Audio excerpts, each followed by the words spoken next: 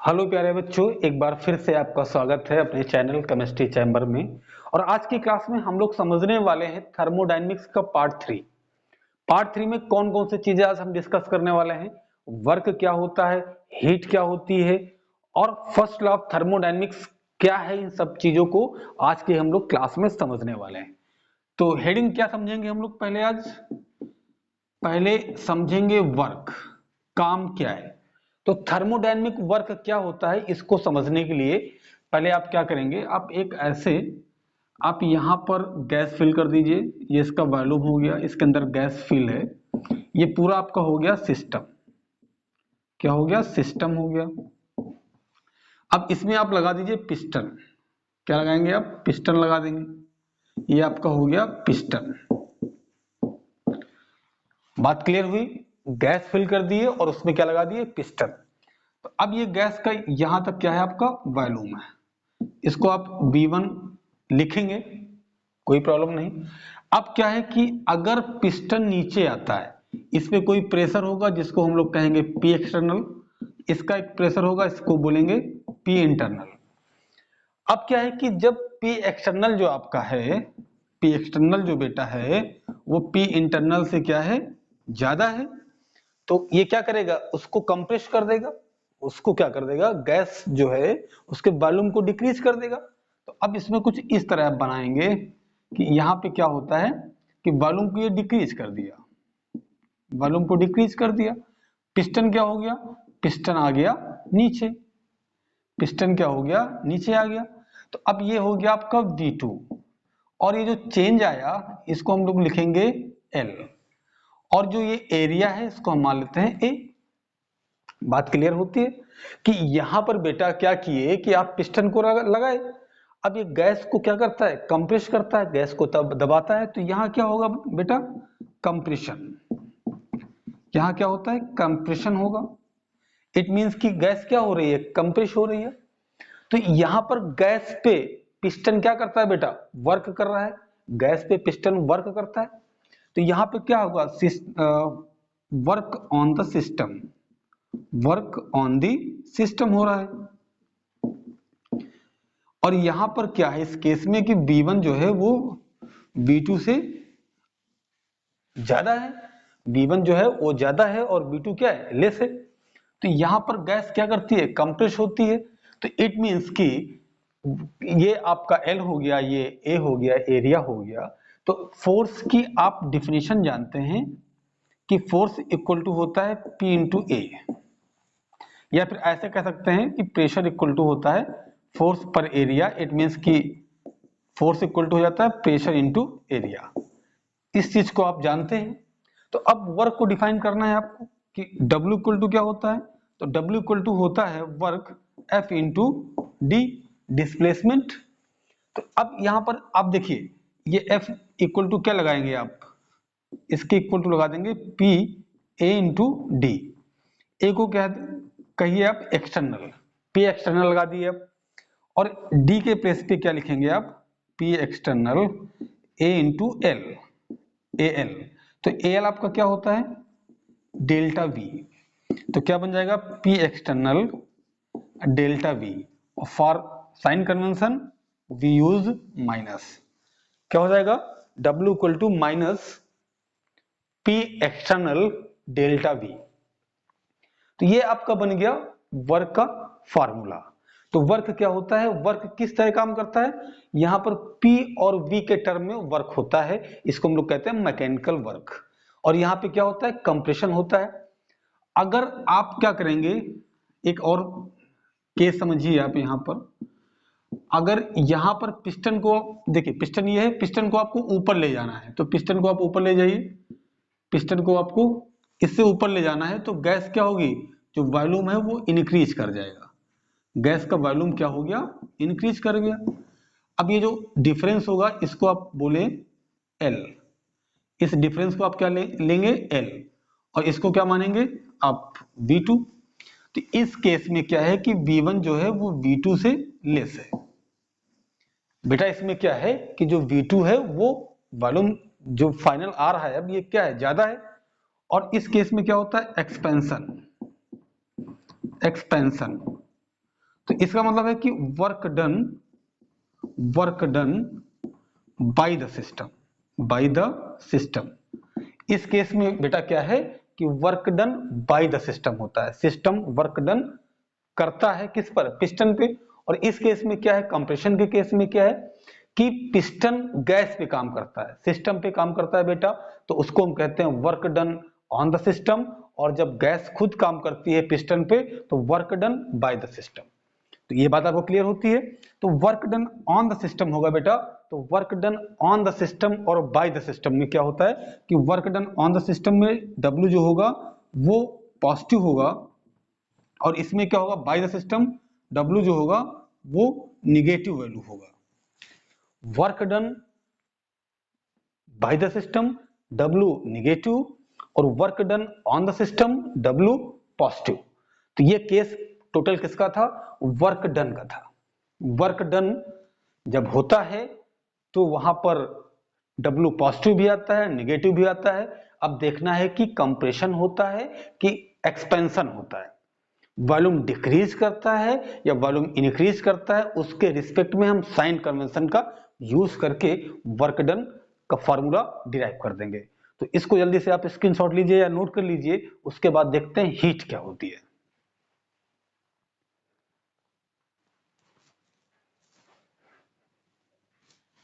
चलिए बेटा, आप हीट समझा जाता है कि हीट क्या है।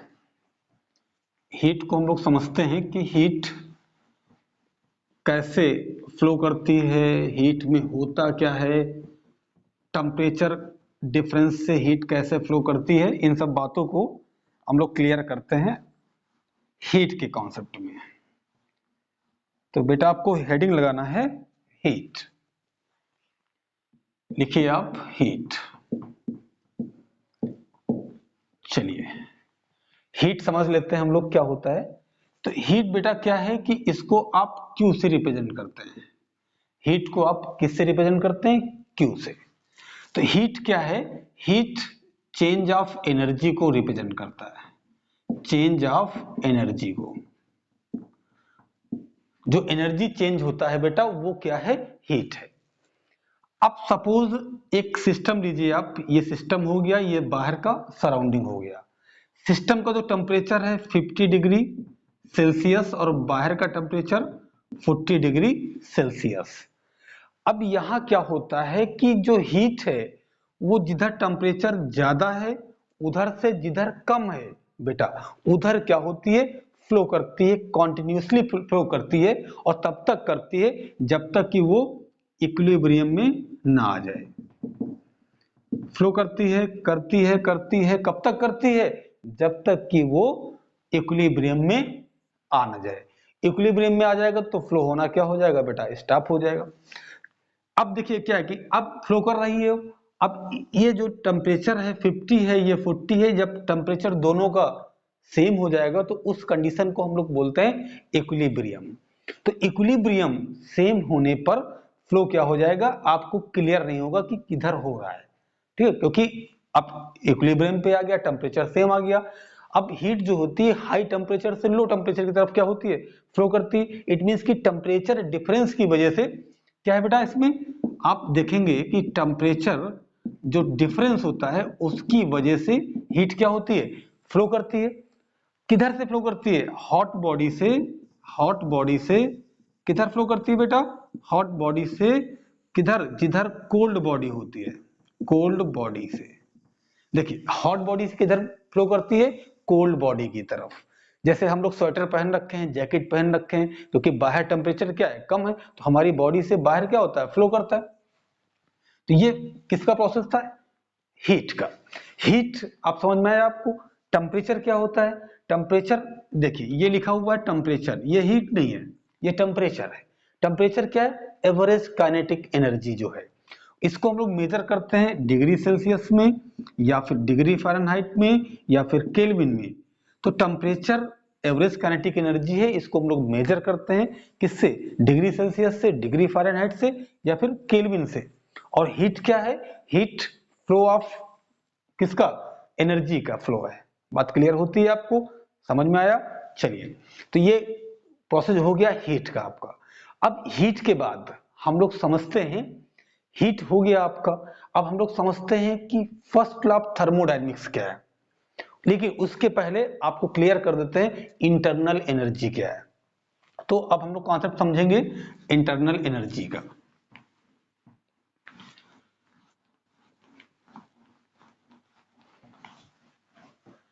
चलिए बेटा हेडिंग लगाइए, इंटरनल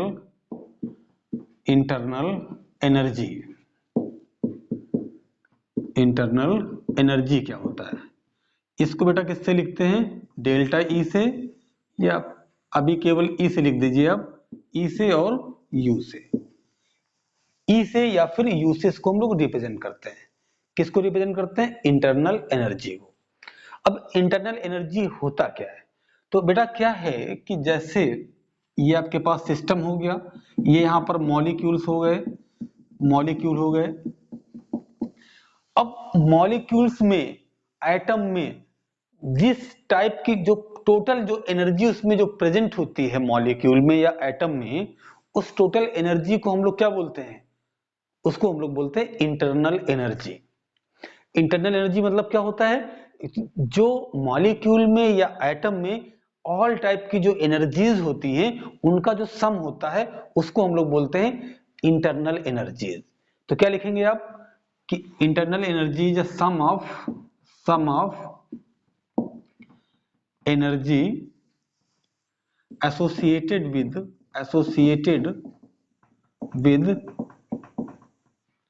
एटम और मॉलिक्यूल, एटम और मॉलिक्यूल।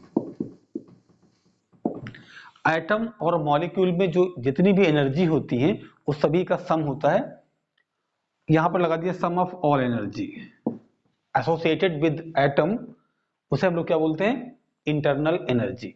फॉर एग्जांपल आप क्या देखेंगे कि E इक्वल टू क्या होता है, देखिए एक होती है काइनेटिक एनर्जी, एक होती है पोटेंशियल एनर्जी, वाइब्रेशनल होती है, रोटेशनल होती है। ये जितनी एनर्जीज होती हैं इनका सम क्या कहलाती है, इंटरनल एनर्जी।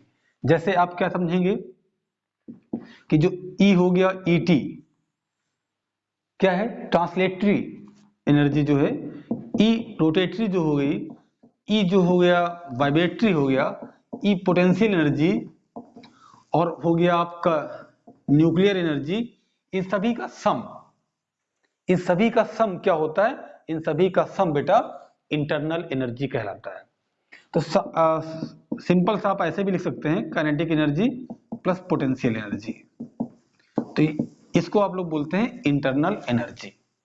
तो इंटरनल एनर्जी बेटा होता क्या है, स्टेट फंक्शन होता है कि पाथ फंक्शन होता है, एक्सटेंसिव होता है कि इंटेंसिव होता है। तो बेटा आपको पहले ही बता चुके हैं, पार्ट फर्स्ट या सेकंड में रहा होगा, एक्सटेंसिव और इंटेंसिव प्रॉपर्टी। तो बेटा ये क्या होता है, पहली चीज तो ये आपका स्टेट फंक्शन है, स्टेट फंक्शन है बेटा, और दूसरी चीज क्या है, एक्सटेंसिव प्रॉपर्टी है, एक्सटेंसिव प्रॉपर्टी है। जो इंटरनल एनर्जी होती है सिस्टम की, वो इनिशियल और फाइनल स्टेट पर केवल डिपेंड करती है। इनिशियल और फाइनल स्टेट पर जो प्रॉपर्टी डिपेंड करती है उसको हम लोग बोलते हैं क्या, स्टेट फंक्शन। अब ये क्या है, एक्सटेंसिव है, इट मींस कि ये क्या है, मैटर पर डिपेंड करेगी, इसलिए क्या है कि एक्सटेंसिव और ये स्टेट फंक्शन है। अब डेल्टा ई क्या होता है, डेल्टा ई क्या है बेटा, E final minus E initial. Final internal energy क्या हो गई और पहले क्या थी उसका डिफरेंस क्या कहलाता है, डेल्टा ई। तो आप कभी भी ई को कैलकुलेट नहीं कर सकते। अगर आप चाहते हैं कि किसी भी सिस्टम की आप इंटरनल एनर्जी कैलकुलेट कर लीजिए तो वो आप नहीं कर पाएंगे, एब्सोल्यूट वैल्यू, इट मींस ई। आप क्या कैलकुलेट कर सकते हैं, एनर्जी चेंज। क्या कैलकुलेट कर सकते हैं, एनर्जी चेंज। तो आप हमेशा क्या कैलकुलेट करेंगे, डेल्टा ई, ये आप कैलकुलेट कर सकते हैं। और जो ई है इंटरनल एनर्जी जो है उसको आप कैलकुलेट नहीं कर सकते, एब्सोल्यूट वैल्यू। आप क्या करेंगे, इंटरनल एनर्जी में चेंज क्या आया, कल जो हमारी एनर्जी थी कम थी आज ज्यादा है, तो इस जो चेंज को हम देख रहे हैं, इस चेंज को हम मेजर करते हैं इंटरनल एनर्जी चेंज के नाम से। हम इंटरनल एनर्जी नहीं कर सकते कि कल एनर्जी कितनी थी, इसको हम नहीं कर सकते। कल और आज की एनर्जी के चेंज को हम क्या कर सकते हैं, मेजर कर सकते हैं। तो ये कॉन्सेप्ट बेटा किसका था, इंटरनल एनर्जी का था। तो इसको आप जल्दी से एक बार नोट कर लें। उसके बाद हम लोग देखते हैं जीरोथ लॉ ऑफ थर्मोडायनेमिक्स क्या है।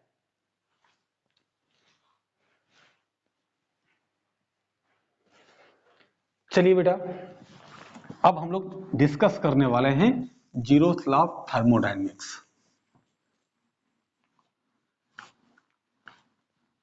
जितने भी लॉज हैं वो सभी क्या हैं, ह्यूमन एक्सपेरिमेंट पे बेस्ड है। बात क्लियर है, ह्यूमन एक्सपेरिमेंट पे। तो अब पहला क्या है, zeroth law of thermodynamics. Zeroth law of thermodynamics क्या होता है, इसको हम लोग समझने चल रहे हैं बेटा। तो इसको क्या है, क्या इसमें होता है, ये सब चीजों को समझना है। तो ये क्या है कि बेटा थर्मल इक्विलिब्रियम पे है। जैसे अगर आप दो सिस्टम लेते हैं, ए बी ले लिए, आप एक सिस्टम और लगा दीजिए, सी लगा दीजिए, तो आप सिस्टम कितने हो गए, ए हो गया, बी हो गया और सी हो गया। आपके पास तीन सिस्टम हो गए, ए बी एंड सी। अब क्या है इसमें बेटा कि अगर ए और बी थर्मल इक्विलिब्रियम में है, ए और बी एक दूसरे के साथ थर्मल इक्विलिब्रियम में है। बात क्लियर होती है, थर्मल इक्विलिब्रियम।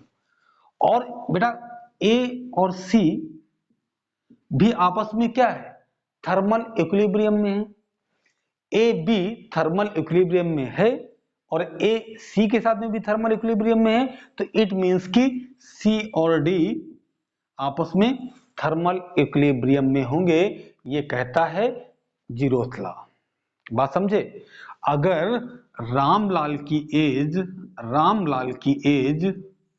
श्यामलाल की एज के इक्वल है, श्यामलाल के एज के इक्वल है, age of Ramlal equal to age of Shyamlal, और age of Ramlal equal to age of Ramdayal, it means कि क्या होगी कि age of Shyamlal equal to age of Ramdayal. अगर ये दो एज आपस में इक्वल है और ये एज इसके इक्वल है, तो इट मींस कि ये भी आपस में क्या होगा, इक्वल होगा। तो ये कहता है जीरोथ लॉ ऑफ थर्मोडायनेमिक्स। तो बात क्लियर होती है आपको कि जीरोथ लॉ ऑफ थर्मोडायनेमिक्स क्या कहता है, कहना क्या चाहता है। चलिए अब इसके बाद हम लोग इसके कॉन्सेप्ट हो गया आपका। अब इसके बाद हम लोग बात करने वाले हैं फर्स्ट लॉ ऑफ थर्मोडायनेमिक्स का, कि फर्स्ट लॉ ऑफ थर्मोडायनेमिक्स क्या कहता है। तो फर्स्ट लॉ ऑफ थर्मोडायनेमिक्स बेटा कहता है कि जो एनर्जी है, internal energy delta E, change हो गया उसमें, डेल्टा ई हो गया। तो जो internal energy of the system है वो डिपेंड करता है हीट पर और वर्क डन पर। जो हीट सप्लाई होती है सिस्टम पे, या जो सिस्टम हीट निकालता है, और जो वर्क डन सिस्टम पे होता है, या जो सिस्टम वर्क डन करता है, उस पर डिपेंड करता है क्या, delta E. Internal energy change जो है वो उस पर डिपेंड करता है। फर्स्ट लॉ कहता है कि एनर्जी ना तो क्रिएट होती है और ना ही एनर्जी डिस्ट्रॉय होती है। मतलब क्या है कि जो आइसोलेटेड सिस्टम है उसकी एनर्जी हमेशा क्या होती है, कंजर्व होती है। उसकी एनर्जी क्या होती है, कंजर्व होती है। तो देखते हैं फर्स्ट लॉ ऑफ थर्मोडायनेमिक्स।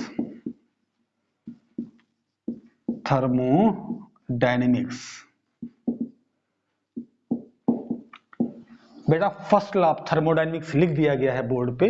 अब इसी को समझने का हम लोग प्लान करते हैं, कैसे समझा जाएगा। तो चलिए देखते हैं कि energy neither be created nor be destroyed, ये सब बात आपको मालूम है। आइसोलेटेड सिस्टम की कंजर्व करने का रूल है ये। तो इसमें मेन क्या है कि जो डेल्टा ई होता है, इंटरनल एनर्जी चेंज, वो इक्वल होता है Q प्लस W के। W means work done, work done अगर ऑन द सिस्टम होता है तो W पॉजिटिव होगा, वर्क डन अगर बाय द सिस्टम होगा तो W क्या होगा, निगेटिव होता है। बात क्लियर होता है? तो जो इंटरनल एनर्जी में जो चेंज होता है वो जो क्यू सप्लाई होगा या तो क्यू जो रिलीज होगा और जो वर्क डन सिस्टम पे होगा उसके सम के ये इक्वल होता है। अगर आप work done by the system है तो हम W भी लगा सकते हैं, ऐसे भी हम साइन कन्वेंशन के लिए यूज कर सकते हैं। तो ये कहता है फर्स्ट लॉ ऑफ थर्मोडायनेमिक्स। तो इसको आप जल्दी से एक बार देखें और इसके बाद हम समझते हैं कि फर्स्ट लॉ ऑफ थर्मोडायनेमिक्स का यूज क्या है, इसके एस्पेक्ट्स क्या है, इसको समझने का प्रयास करते हैं। चलिए इसको जल्दी से नोट करें।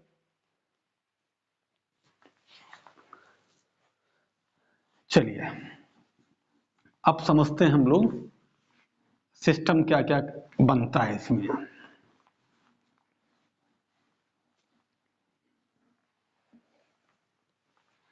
चलिए बेटा सबसे पहले बात करते हैं हम लोग आइसोथर्मल प्रोसेस में। आइसोथर्मल प्रोसेस में बेटा सबसे पहली चीज क्या समझेंगे हम लोग, आइसोथर्मल प्रोसेस में हम लोग देखते हैं क्या होता है। तो बेटा इसमें क्या है कि डेल्टा टी आपका 0 होता है। आइसोथर्मल आप पहले भी आप समझे कि प्रोसेस क्या है, आइसोथर्मल, आइसोबेरिक, आइसोकोरिक, तो उसी से निकाले हम आइसोथर्मल प्रोसेस। तो आइसोथर्मल प्रोसेस में बेटा डेल्टा टी क्या होता है आपका 0 होता है। तो इट मींस कि जो इंटरनल एनर्जी चेंज है बेटा वो भी आपका क्या होगा 0 होगा। डेल्टा टी आपका 0 है इसलिए डेल्टा ई भी क्या होगा आपका 0 होगा। तो अब देखिए फर्स्ट लॉ कहता है बेटा कि delta E equal to Q plus W, Q plus W, it is first law. तो फर्स्ट लॉ क्या है कि delta E equal to Q plus W. तो अब यहां पर बेटा आप यहां डेल्टा ई के प्लेस पे आप 0 लिखेंगे तो क्यू प्लस डब्ल्यू बनेगा, ये डब्ल्यू को इधर ले आइए तो W equal to minus Q, तो W equal to minus Q. बात क्लियर होती है कि W इक्वल टू क्या होगा माइनस क्यू होगा। तो अब यहां पर क्या है, एक बात आप नोट करेंगे जल्दी से, चुपके से आप एक बात नोट कर लेंगे और उससे आप समझ जाएंगे कि इसका मतलब क्या हुआ। देखिए हीट एब्जॉर्ब, हीट एब्जॉर्ब या फिर हीट रिलीज, दो बातें आपके पास यहां लिख दी गई है, हीट एब्जॉर्ब या फिर हीट रिलीज। अगर हीट एब्जॉर्ब हो रही है तो वर्क डन क्या होगा, तो वर्क डन बेटा क्या होगा, work done, work done by the system होगा, बाय द सिस्टम। अगर हीट बेटा रिलीज हो रही है तो क्या होगा कि work done, work done on the system, work done on the system. Heat release minus Q, तो W क्या होगा on the system, on the system work हो रहा है इसलिए हीट क्या हो रही है रिलीज। और जब हीट एब्जॉर्ब होगी तो work done by the system इसका रिवर्स हो जाएगा।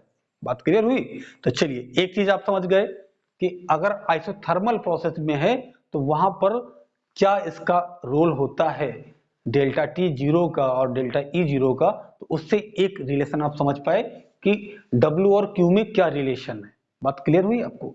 चलिए अब दूसरी चीज हम देखते हैं, अगर आइसोकोरिक प्रोसेस है, ये पहला था, दूसरा क्या है, अगर आइसोकोरिक प्रोसेस है, आइसोकोरिक प्रोसेस, ठीक है, आइसोकोरिक प्रोसेस। अब बात आती है आइसोकोरिक प्रोसेस के, तो आपके मन में ख्याल आता होगा ये कौन सा प्रोसेस है। तो आप देखिए फर्स्ट आप देखिए क्लास, उसमें आपको बताया कि प्रोसेस क्या क्या होते हैं। इसके पहले के दो पार्ट, फर्स्ट सेकंड पार्ट आप देखिए, तो उसमें आपको क्लियर हो जाएगा कि ये प्रोसेस कौन सा होता है। तो आपको हम बता रखे हैं कि डेल्टा बी बेटा 0 होता है। एक ऐसा प्रोसेस जहां पर डेल्टा बी बेटा 0 होता है, ऐसे प्रोसेस को आप कहते हैं आइसोकोरिक प्रोसेस।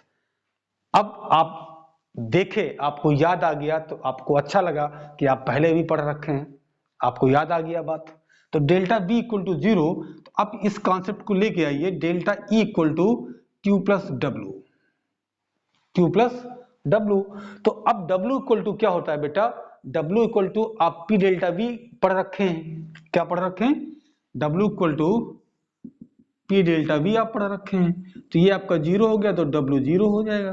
तो यहाँ पे क्या हो जाएगा, delta E equal to Q, ये कांस्टेंट वॉल्यूम पे, तो delta E equal to Q V, constant volume पे इंटरनल एनर्जी किसके इक्वल है, जो हीट के इक्वल है। कांस्टेंट वॉल्यूम पे जो हीट सप्लाई होती है उसके इक्वल क्या है, डेल्टा ई। तो ये बात आपको समझ में आई। तो अब इसका रोल क्या है,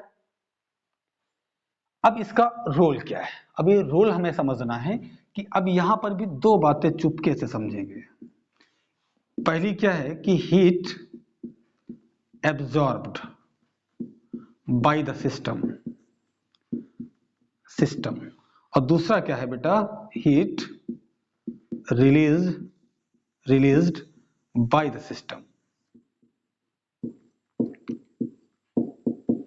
इनका क्या मतलब है, देखो यहां दोनों वैल्यू पॉजिटिव है।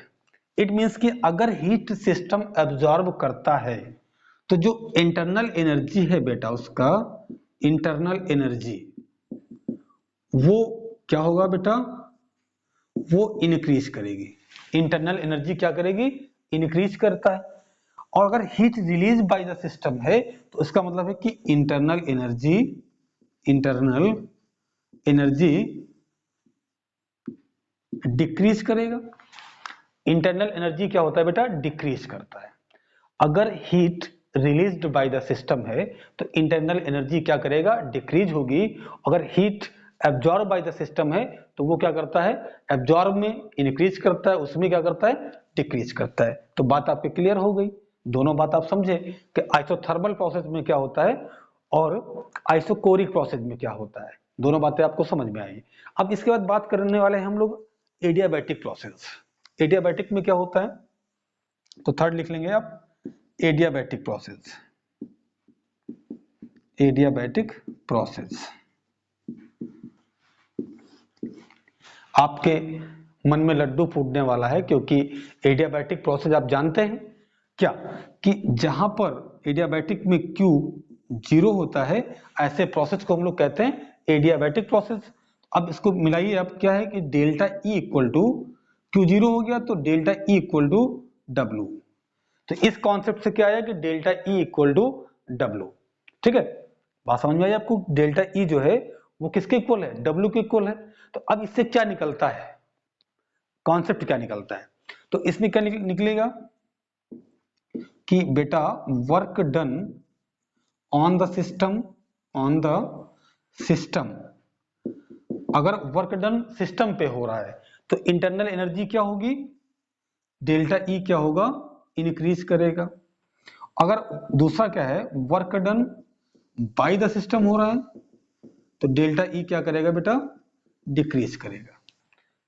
बात क्लियर होती है कि work done by the system है तो इंटरनल एनर्जी क्या करेगी, डिक्रीज होगी। और work done on the system है, सिस्टम पे हो रही है तो उसकी जो इंटरनल एनर्जी है वो इंक्रीज करती है। तो ये बात आपको समझ में आई। अब इसको आप जल्दी से एक बार नोट कर लें, उसके बाद और आगे देख लेते हैं साइक्लिक प्रोसेस के लिए, और देख लेते हैं रिवर्सिबल प्रोसेस के लिए कैसे सिस्टम बनता है। चलिए नोट कर लीजिए अब।